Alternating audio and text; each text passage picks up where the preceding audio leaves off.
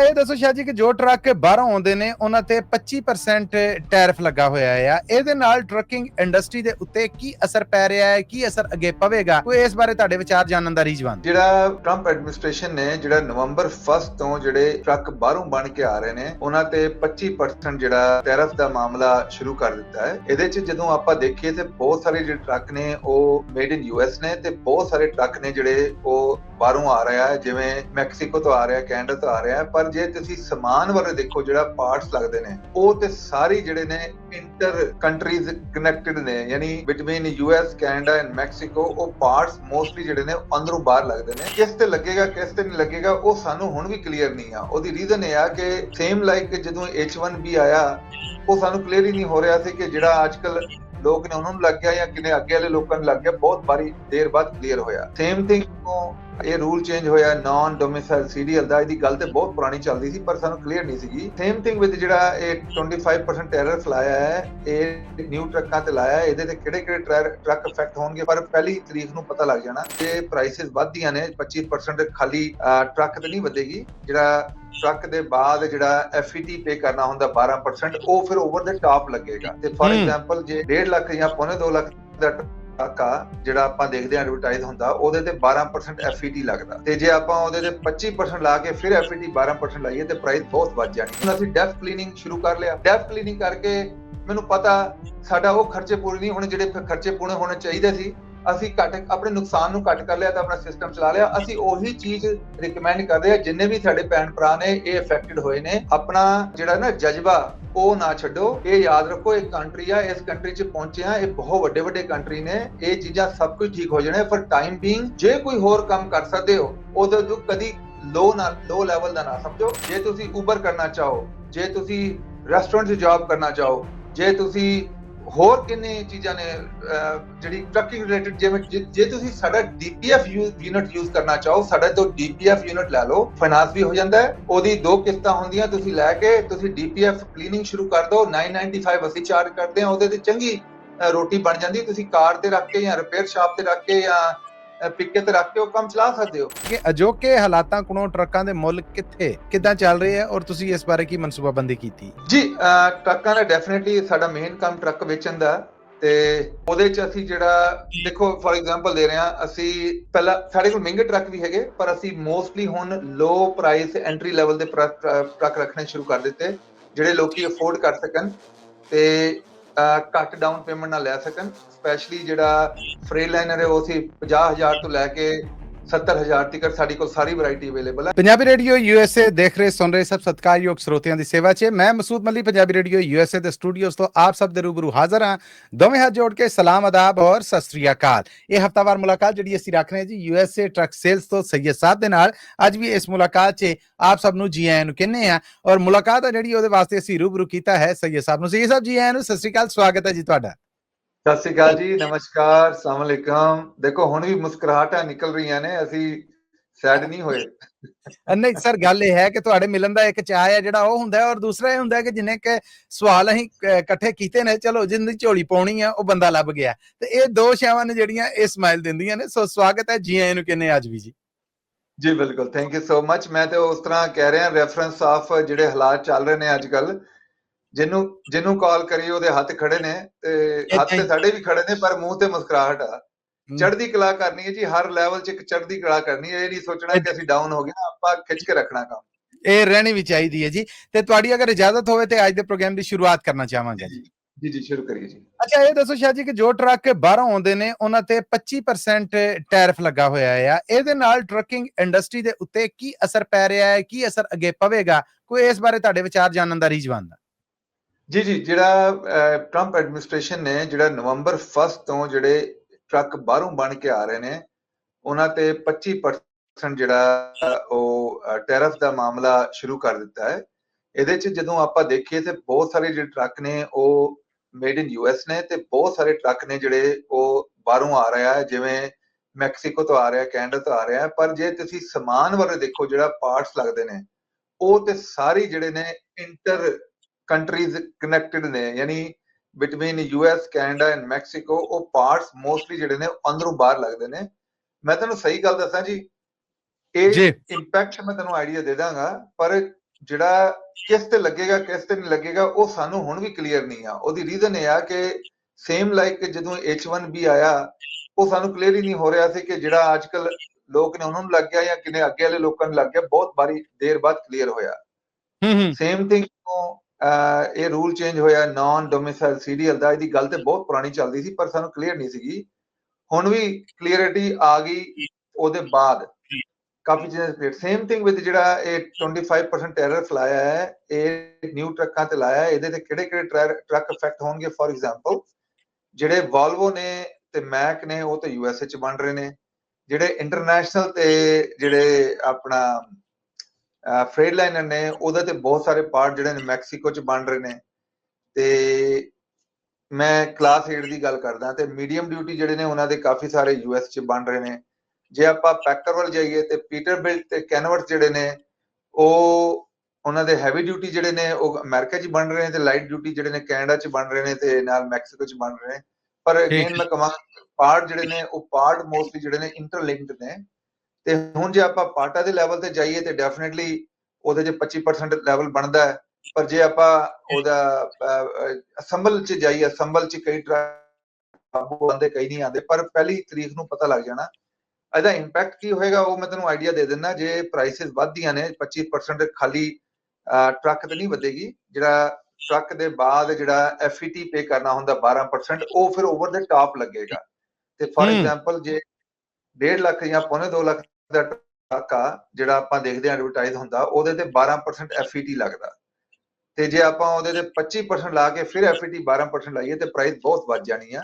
ਦੂਸਰਾ ਅੱਜ ਦੇ ਹਾਲਾਤਾਂ ਵਿੱਚ ਜਿਹੜੇ ਨੇ ਨਵੇਂ ਟਰੱਕਾਂ ਨੂੰ ਲੈ ਕੇ ਕੋਈ ਅਫੋਰਡ ਵੀ ਨਹੀਂ ਕਰ ਸਕਦਾ, ਇੰਨਾ ਜ਼ਿਆਦਾ ਅਫੋਰਡ ਵੀ ਨਹੀਂ ਕਰ ਸਕਦਾ। ਪੁਰਾਣੇ ਟਰੱਕਾਂ ਨੂੰ ਰਿਪੇਅਰ ਉੱਪਰ ਕਰਾ ਕੇ ਚਲਾਈ ਜਾਂਦੇ ਨੇ। ਮੈਂ ਸਿਰਫ ਉਹਦੀ ਗੱਲ ਨਹੀਂ ਕਰਦਾ ਛੋਟੇ ਫਲੀਟਾਂ ਦੀ, ਈਵਨ ਵੱਡੇ ਫਲੀਟ ਜਿਹੜੇ ਹੈਗੇ, ਜਿਵੇਂ ਮੈਂ ਦੇਖਦਾ ਸੀ ਜਿਹੜੇ ਵੱਡੇ ਫਲੀਟ ਨੇ ਇੱਕ ਖਬਰ ਚੱਲਦੀ ਸੀ ਕਿ ਜਿਹੜੇ ਜਿਵੇਂ ਪੈਂਸਕੀ ਆ ਉਹ ਵੀ ਹੁਣ ਜਿਹੜੇ ਨੇ ਆਪਣਾ ਪੁਰਾਣੇ ਟਰੱਕਾਂ ਨੂੰ ਹੀ ਥੋੜਾ ਜਿਹਾ ਹੋਰ ਅੱਗੇ ਲੈ ਕੇ ਜਾ ਰਹੇ। ਯੂਜਲੀ ਜਿਹੜੇ ਵੱਡੇ ਫਲੀਟ ਨੇ ਉਹ 4 ਲੱਖ ਤੇ ਆਪਣਾ ਕੱਢ ਦਿੰਦੇ ਸੀ ਇਕਵਿਪਮੈਂਟ, ਹੁਣ ਉਹ ਵੀ ਮਤਲਬ 5 ਲੱਖ 5.5 ਲੱਖ 6 ਲੱਖ ਜਿਵੇਂ ਕੋਵਿਡ ਚ ਹੋਇਆ ਸੀ ਉਹ ਕਰਨ ਦੀ ਕੋਸ਼ਿਸ਼ ਕਰਨਗੇ, ਕਿਉਂਕਿ ਇੰਨੇ ਐਕਸਪੈਂਸਿਵ ਟਰੱਕ ਨੇ ਉਹ ਤੁਹਾਨੂੰ ਪਤਾ ਹੈ ਅੱਜ ਦੀ ਮਾਰਕੀਟ ਚ ਬਹੁਤ ਡਿਫਿਕਲਟ ਹੋ ਜਾਣੇ। ਤੇ ਇਹਦੇ ਨਾਲ ਦੀ ਜਿਹੜੇ ਯੂਜ਼ ਟਰੱਕ ਨੇ ਜਿਹੜੇ ਕੁਆਲੀਫਾਈਡ ਦੇ ਹੋ ਸਕਦਾ ਉਹਨਾਂ ਦੀ ਪ੍ਰਾਈਸਿਸ ਵੀ ਉੱਤੇ ਚੱਲ ਜਾਣ, ਕਿਉਂਕਿ ਲੋਡਾਂ ਦੀ ਪ੍ਰਾਈਸ ਵੀ ਉੱਤੇ ਜਾ ਰਹੀ ਆ। ਜੇ ਟਰੱਕ ਵੀ ਮਹਿੰਗੇ ਹੋ ਗਏ ਤੇ ਉਹਦੀ ਵੀ ਉੱਤੇ ਚੱਲ ਜਾਣੀ ਆ। ਤੇ ਇਹਦਾ ਜਿਹੜਾ ਇੰਪੈਕਟ ਆ ਐਂਡ ਆਫ ਦਾ ਡੇ ਇਹ ਆਣਾ। ਇਹ ਕਿੰਨਾ ਕੁ ਆਏਗਾ ਇਹ ਅਗਲੇ ਨਵੰਬਰ 1 ਨੂੰ ਜਦੋਂ ਡੇਟ ਚੇਂਜ ਹੋਏਗੀ ਫਿਰ ਸਾਨੂੰ ਕਾਫੀ ਜ਼ਿਆਦਾ ਇਹਦੇ ਚ ਜਿਹੜਾ ਅੰਡਰਸਟੈਂਡਿੰਗ ਹੋ ਜਾਣੀ ਆ। ਪਰ ਐਟ ਦਾ ਮੂਮੈਂਟ ਜਿਹੜਾ ਇਹਦਾ ਇੰਪੈਕਟ ਜਿਹੜਾ ਕਿੰਨਾ ਪਰਸੈਂਟੇਜ ਜਿਹੜੀ ਅਫੈਕਟ ਕਰਦੀ ਹੈ ਡਰਾਈਵਰਾਂ ਨੂੰ, ਕਿੰਨੀ ਪਰਫੈਕਟ ਕਰਦੀ ਹੈ ਫਲੀਟਾਂ ਨੂੰ, ਉਹਦਾ ਇੰਪੈਕਟ ਥੋੜਾ ਜਿਹਾ ਸਾਹਮਣੇ ਆਣਾ ਰਹਿੰਦਾ ਹੈ। ਉਹ ਟਾਈਮ ਦੇ ਨਾਲ ਨਾਲ ਪਤਾ ਲੱਗ ਜਾਏਗਾ ਜੀ। ਬਿਲਕੁਲ ਠੀਕ ਹੈ, ਬਿਲਕੁਲ ਠੀਕ ਹੈ। ਅਮਰੀਕਨ ਗਵਰਨਮੈਂਟ ਦੇ ਫੈਸਲੇ CDL ਔਰ ਬਾਕੀ ਟਰੱਕਿੰਗ ਦੇ ਬਾਰੇ ਬਹੁਤ ਸਾਰੇ ਟਰੱਕ ਖੜੇ ਖਲੋਤੇ ਰਹਿ ਗਏ। ਬਹੁਤ ਸਾਰੇ ਭਾਈ ਨੇ ਜਿਹੜੇ ਇਸ ਵੇਲੇ ਇੱਕ ਤੈਨੂੰ ਕਹਿੰਦੇ ਨੇ ਕਿ ਐ ਹੁੰਜਾ ਫਿਰਨ ਵਾਲਾ ਮਾਮਲਾ ਹੈ, ਪਰੇਸ਼ਾਨ ਨੇ ਕਿ ਇਹਨਾਂ ਟਰੱਕਾਂ ਦਾ ਕੀ ਕਰੀਏ, ਕੀ ਸਲਾਹ ਦੋਗੇ? ਜੀ ਇਹ ਬੜਾ ਮਿਕਸ ਜਿਹਾ ਰਿਐਕਸ਼ਨ ਹੈ ਤੇ ਇਦਾਂ ਦਾ ਰਿਐਕਸ਼ਨ ਹੈ ਜਿਹਦੇ ਚ ਅਸੀਂ ਵੀ ਥੋੜਾ ਜਿਹਾ ਆਪਣੀ ਤਰਫੋਂ ਸਲਾਹ ਦਿੰਦੇ ਹਾਂ ਤੇ ਕਈ ਲੋਕ ਜਿਹੜੇ ਅਪਰੀਸ਼ੀਏਟ ਕਰਦੇ ਨੇ ਤੇ ਬਹੁਤ ਸਾਰੇ ਲੋਕ ਜਿਹੜੇ ਨੇ ਉਹਦੇ ਚ ਨੈਗੇਟਿਵ ਕਮੈਂਟ ਪਾਉਂਦੇ ਨੇ।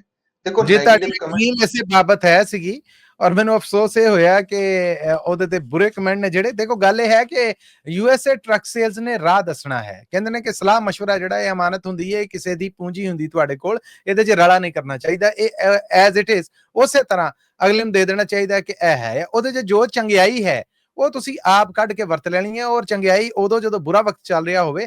ਤੇ ਚੰਗੀ ਸਲਾਹ ਹੈ ਜਿਹੜੀ ਇਹ ਕਿਸੇ ਆਪਣੇ ਦਰਦੀ ਹਮਦਰਦ ਤੋਂ ਵੱਧ ਕੋਈ ਨਹੀਂ ਦੇ ਸਕਦਾ।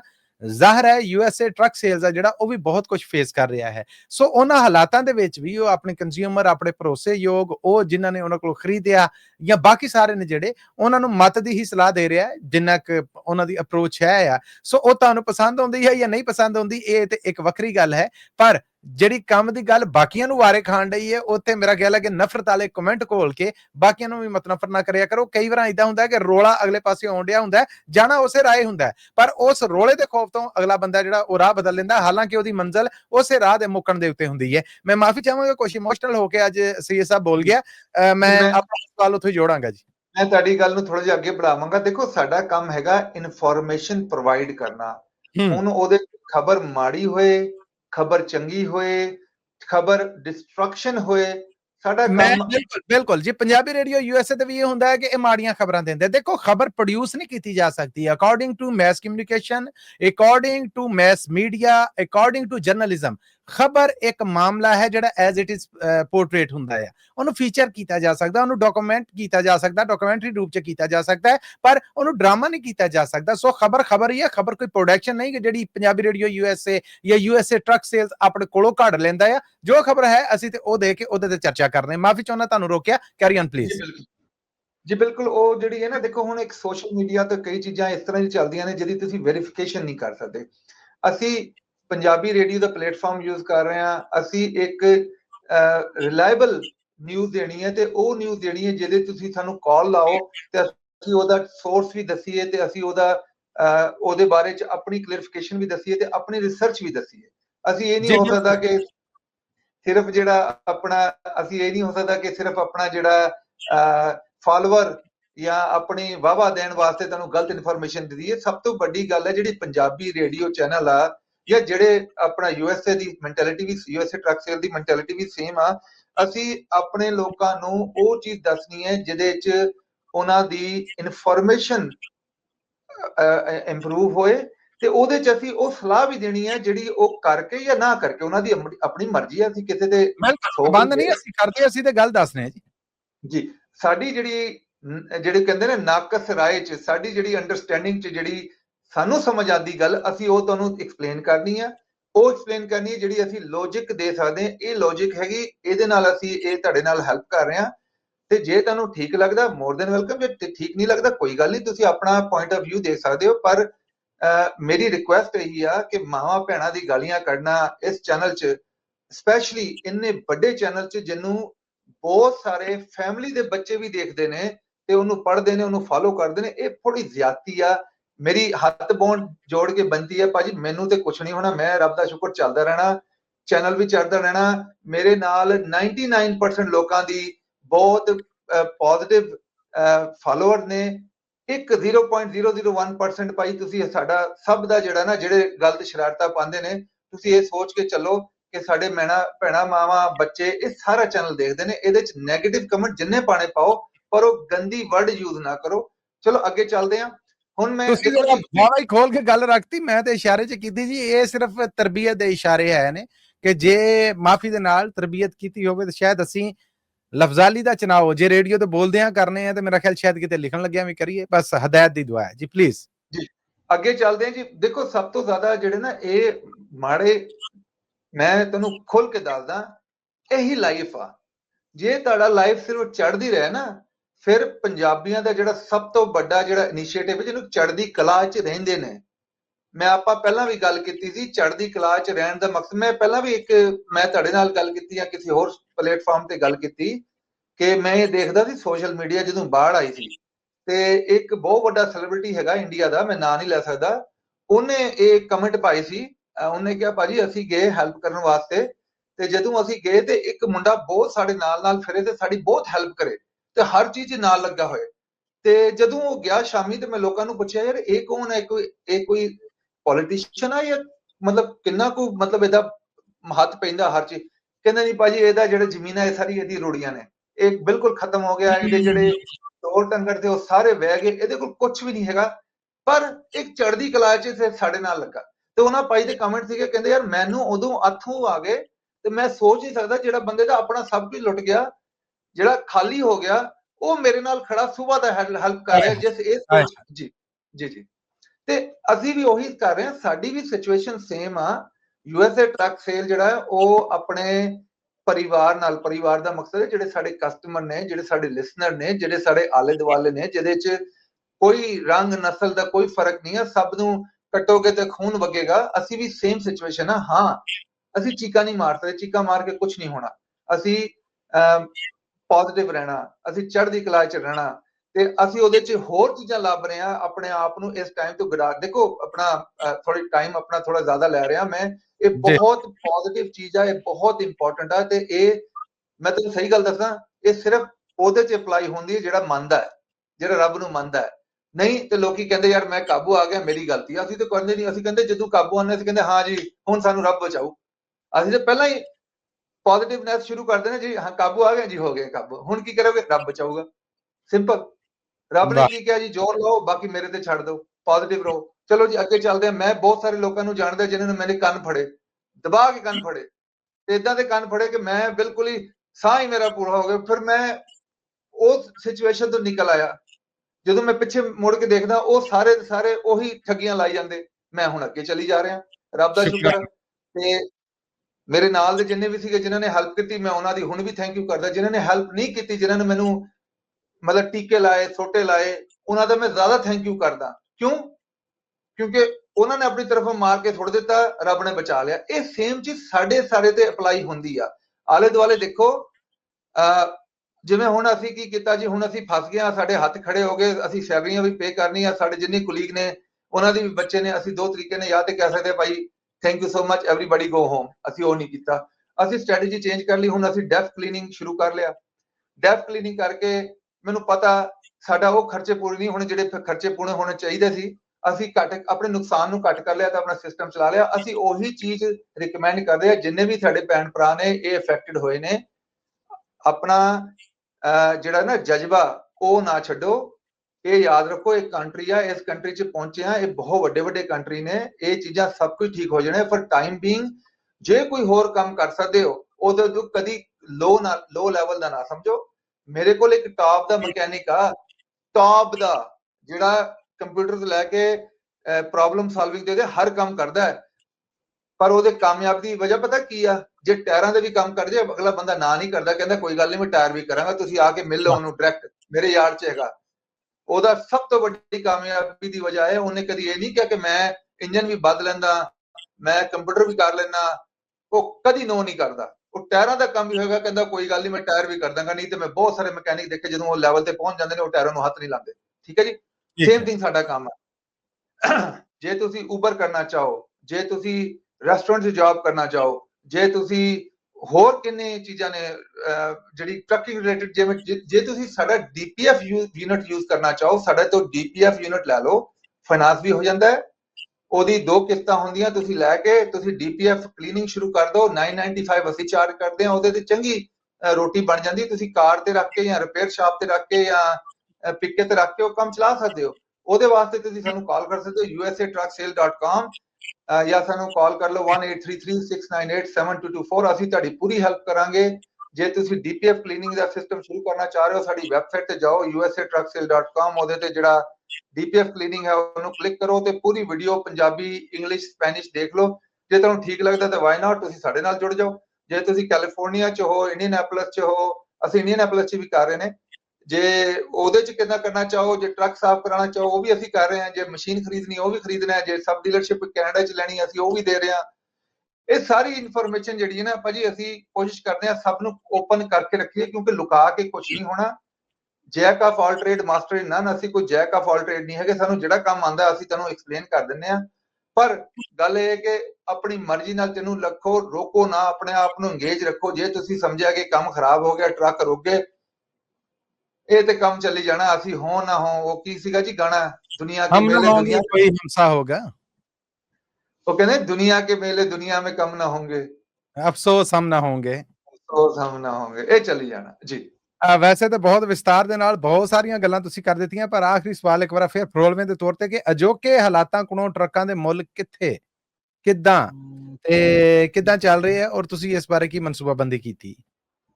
ਜੀ ਟਰੱਕਾਂ ਦਾ ਡੈਫੀਨਿਟਲੀ ਸਾਡਾ ਮੇਨ ਕੰਮ ਟਰੱਕ ਵੇਚਣ ਦਾ, ਤੇ ਉਹਦੇ 'ਚ ਅਸੀਂ ਜਿਹੜਾ ਦੇਖੋ ਫॉर ਐਗਜ਼ਾਮਪਲ ਦੇ ਰਹੇ ਹਾਂ, ਅਸੀਂ ਪਹਿਲਾਂ ਸਾਡੇ ਕੋਲ ਮਹਿੰਗੇ ਟਰੱਕ ਵੀ ਹੈਗੇ, ਪਰ ਅਸੀਂ ਮੋਸਟਲੀ ਹੁਣ ਲੋ ਪ੍ਰਾਈਸ ਐਂਟਰੀ ਲੈਵਲ ਦੇ ਟਰੱਕ ਰੱਖਣੇ ਸ਼ੁਰੂ ਕਰ ਦਿੱਤੇ, ਜਿਹੜੇ ਲੋਕੀ ਅਫੋਰਡ ਕਰ ਸਕਣ ਤੇ ਘੱਟ ਡਾਊਨ ਪੇਮੈਂਟ ਨਾਲ ਲੈ ਸਕਣ। ਸਪੈਸ਼ਲੀ ਜਿਹੜਾ ਫ੍ਰੇਲਾਈਨਰ ਹੈ ਉਹ ਅਸੀਂ 50,000 ਤੋਂ ਲੈ ਕੇ 70,000 ਤੱਕ ਸਾਡੀ ਕੋਲ ਸਾਰੀ ਵੈਰਾਈਟੀ ਅਵੇਲੇਬਲ ਹੈ। ਈਵਨ ਜਿਹੜੀ ਇੰਟਰਨੈਸ਼ਨਲ ਨੇ, ਜਿਹੜੇ ਸਾਡੇ ਕੋਲ ਕਮਿੰਸ ਮੋਟਰ ਵਾਲੇ ਨੇ, ਉਹਦੇ 'ਚ ਅਸੀਂ 골ਡ ਪੈਕੇਜ ਤੇ ਦੇ ਰਹੇ ਸੀ, ਪਰ ਅਸੀਂ ਆਲਸੋ ਟੂ ਕੰਪੀਟ ਦਾ ਕੀ ਕਹਿੰਦੇ ਮਾਰਕੀਟ, ਅਸੀਂ ਜਿਵੇਂ ਲੋਕੀ ਵੇਚਦੇ ਨੇ ਬਿਨਾਂ ਵਾਰੰਟੀ ਦੇ, ਬਿਨਾਂ ਟਾਇਰ ਪਾਏ, ਬਿਨਾਂ ਉਹਦੇ 'ਚ ਸੇਫਟੀ ਕੀਤੇ, ਅਸੀਂ ਉਹਦਾ ਵੀ ਵੇਚਣ ਸ਼ੁਰੂ ਕਰ ਦਿੱਤੇ। ਤੇ ਉਹਦਾ ਪ੍ਰਾਈਸ ਡਿਫਰੈਂਸ ਜਿਹੜਾ ਹੈ ਕਾਫੀ ਜ਼ਿਆਦਾ, ਕਿਉਂਕਿ ਉਹਦੇ 'ਚ ਵਾਰੰਟੀ ਸਾਲ ਦੀ ਨਹੀਂ ਲੱਗੀ। ਉਹ ਵੀ ਤੁਸੀਂ ਇਨਫੋਰਮੇਸ਼ਨ ਦੇਖ ਸਕਦੇ ਹੋ। ਨਹੀਂ ਅੰਡਰ 50,000 ਤੁਹਾਨੂੰ ਕਮਿੰਸ ਮੋਟਰ ਨਾਲ 500 ਹਾਰਸ ਪਾਵਰ ਨਾਲ ਸਲੀਪਰ APU ਲੱਗਾ ਟਾਪ ਫਲੀਟ ਦਾ ਚੱਲਾ ਅੰਡਰ $50,000 ਅਵੇਲੇਬਲ ਆ ਇੰਟਰਨੈਸ਼ਨਲ ਦਾ, ਪਰ ਬਿਨਾ 골ਡ ਪੈਕੇਜ ਦੇ। ਤੁਸੀਂ ਉਹੀ ਟਰੱਕ ਜਿਹੜੇ ਸਾਡੇ ਕੋਲ ਰੈਡੀ ਨੇ 골ਡ ਪੈਕੇਜ ਵਾਲਾ ਉਹ ਲੈ ਸਕਦੇ ਹੋ, ਉਹਨਾਂ ਦੀ ਪ੍ਰਾਈਸ ਥੋੜੀ ਜ਼ਿਆਦਾ। ਸਾਨੂੰ ਕਾਲ ਲਾ ਲਓ 183369872224 ਜਾਂ ਸਾਨੂੰ ਤੁਸੀਂ ਸਾਡੀ ਵੈਬਸਾਈਟ usatrucksales.com ਜਾ ਕੇ ਟਰੱਕਾਂ ਨੂੰ, DPF ਕਲੀਨਿੰਗ ਨੂੰ, ਇਹ ਸਾਰੀ ਓਪਰਚੁਨਿਟੀਜ਼ ਵੀਡੀਓ ਨਾਲ ਦੇਖ ਸਕਦੇ ਹੋ। ਤੇ last but not least, thank you ਸਾਡੇ ਉਹ ਭੈਣਾਂ ਭਰਾਵਾਂ ਦਾ ਜਿਹੜੇ ਆਏ ਕੈਲੀਫੋਰਨੀਆ ਟਰੱਕਿੰਗ ਸ਼ੋਅ 'ਚ ਅਟੈਂਡ ਕੀਤਾ ਤੇ ਦੇਖਿਆ ਸਿਸਟਮ ਕਿੱਦਾਂ ਚੱਲਦਾ, ਤੇ ਉਧਰ ਫੀਲਿੰਗ ਉਹੀ ਸੀ, ਖਾਲੀ ਅਸੀਂ ਇਫੈਕਟ ਨਹੀਂ ਹੋਏ, ਬਹੁਤ ਸਾਰੀ ਹੋਰ ਵੀ ਕਮਿਊਨਿਟੀਆਂ ਇਫੈਕਟ ਹੋਈਆਂ। ਜਿੱਧਰ ਬਾਹਰ ਡਿਸਪਲੇ 'ਚ ਪੰਜਾਬੀਆਂ ਦੇ ਟਰੱਕ ਆਉਂਦੇ ਸੀ, ਇਸ ਵਾਰੀ ਪੰਜਾਬੀਆਂ ਦਾ ਇੱਕ ਟਰੱਕ ਵੀ ਨਹੀਂ ਸੀਗਾ।